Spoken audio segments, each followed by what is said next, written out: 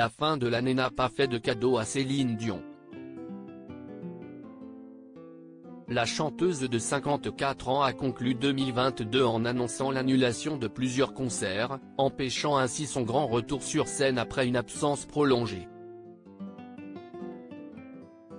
Une situation tendue et difficile à accepter que la diva doit combiner avec les comportements pas toujours sympathiques de son aîné René Charles. Le jeune homme de 21 ans, toujours proche de sa mère, semble s'en éloigner au fil du temps. Fusionnels, mère et fils passent de moins en moins de temps ensemble, René Charles préférant profiter de son indépendance, passer du temps avec ses copains et flamber sa fortune. Selon les informations du magazine Closer, René Charles s'est fait happer dans la spirale infernale du jeu. Comme son regretté papa, il est devenu accro au poker et multiplie les paris en ligne qui mettent en danger son avenir, une addiction qui ronge les sangs de Céline qui envisage de le faire interdire de casino, précise l'hebdomadaire.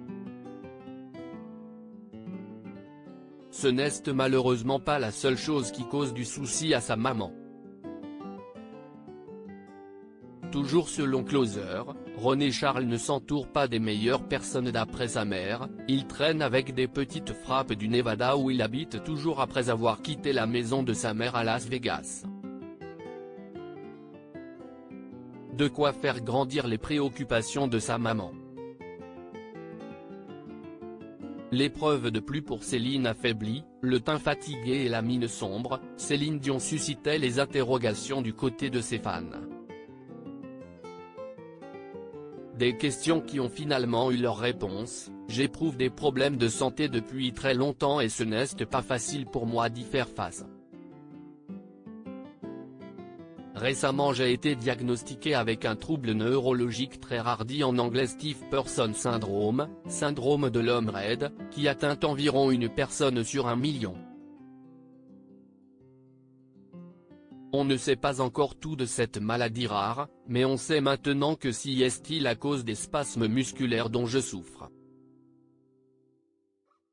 Céline Dion a donc été contrainte d'annuler les concerts qu'elle avait prévus pour son grand retour, dont son passage aux Vieilles Charrues, où elle a été remplacée au pied levé par Robbie Williams.